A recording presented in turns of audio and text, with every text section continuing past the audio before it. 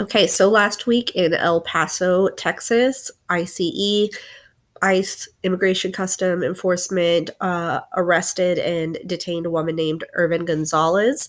She was in a courthouse and had recently obtained protective orders against an abusive partner.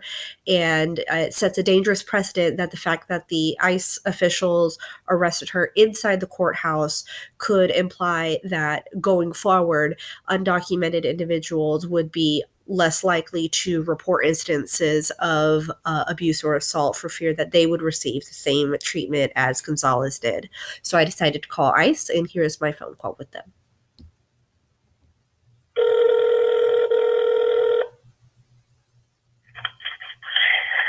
Immigration and Customs Enforcement, how may I help you? Hi, I was calling in regards to the ICE detaining Ervin Gonzalez in El Paso recently. Who could I speak to about that? I can take a message. Okay, I was just wondering why exactly this happened because she was there to report domestic abuse, and so this kind of treatment, it's unprecedented, and it could set a dangerous tone that undocumented survivors of abuse are going to avoid reporting their abusers for fear of deportation or being separated from their children. And it seems like ICE was also violating the Violence Against Women's Act by doing this.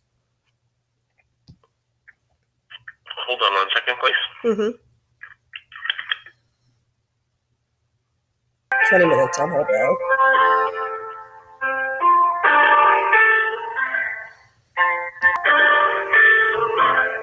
Officially at the 30-minute mark.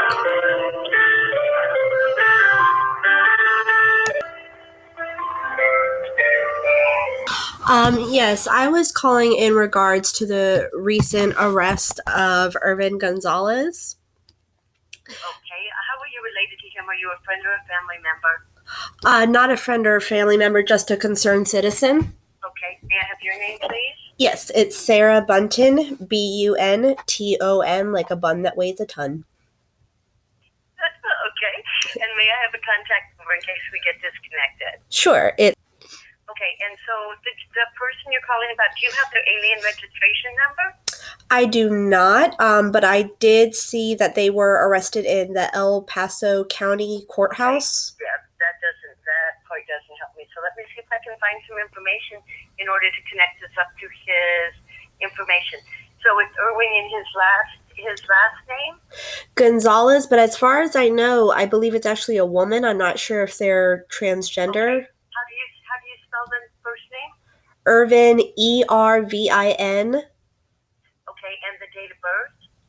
That was not provided to me. And the country of their birth? I believe Mexico. Okay, I don't know how I will connect this up to this person. How did you hear about this person? Through NPR, an article that they posted about the ICE detaining the person in question. Because here's what happens, ma'am, and why I'm asking you these questions so that we can try to. What normally happens is when we get a lot of advocates, we try to find out where the calls are going to be coming from, and then we try to compile all the information in one place so that ICE has all of the advocate calls. This way, I don't really know how I can connect these calls up if all we're going to get is someone's name and Mexico. Because if I try to lift this person up, I'm sure I'm going to get a whole bunch of people. So I'm trying to get as much other information from you, right, so that we can try to, if we should get more calls, we can put them all together. Otherwise, it looks like one person called. So right, just so you kind of understand why I'm questioning you, I'm not trying to give you a hard time. I'm trying to figure out how we can connect all of these. Sure. But since we don't, the most information we have is that she was arrested in El Paso, correct? Yes, and I have the name of the attorney. I don't know if that helps. Yeah, no. See, what I have to do in order to connect it is I have to connect it to a person.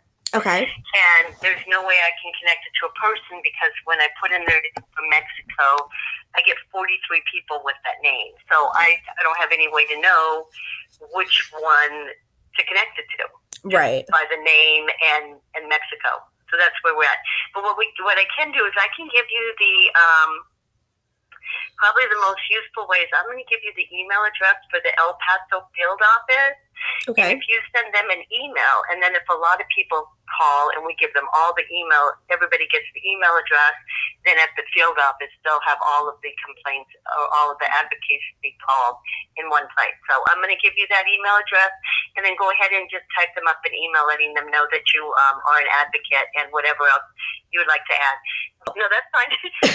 Once I do send this email, and if hopefully enough emails are sent, what action would happen next? I honestly don't know, because that would be up to the Department of Homeland Security and Immigration. First of all, it would depend on why they were detained, if they've been removed before. I mean, there's so many different things. Every case has its own little intricacies, so it would really depend on the case. They could be continued to be detained and processed for removal, or they could be released on bond. They could be released on their own recognizance. It just really depends on what the reason they were apprehended, and what their past case is and what this case is. So Okay. I honestly don't know. And what was your name again? I'm sorry. I'm operator 1044. Okay. And do you know if the ICE has like an official statement or position as far as arresting people? In order to find that out, you need to call the Public Affairs, the ICE Public Affairs Office. We don't have that kind of information at this call center. And that number would be 202 732 4242. And that's the ICE Public Affairs Office. Okay. And they would be the ones that would be able to go ahead and provide you with any statements that they're making regarding immigration policies or procedures. Okay, because it seemed unusual to me that they would detain somebody just after they received a protective custody against an abuser. So, because I never really heard of that before. Yeah, as I say, now there's a whole different situation that makes this case totally different. So, and it could be something where they're just going through a process and they may not be held. I don't know. Every case, as I say, every case is different. They bring them in, they go through a booking process, and then ICE makes a determination on how they're going to handle the case. And that's not something from this call center that it's not something where it's like, okay, if this, then this, and if this, then this. We don't have that type of information. Okay. So we really just provide, as I did, the referral numbers of where else you can go.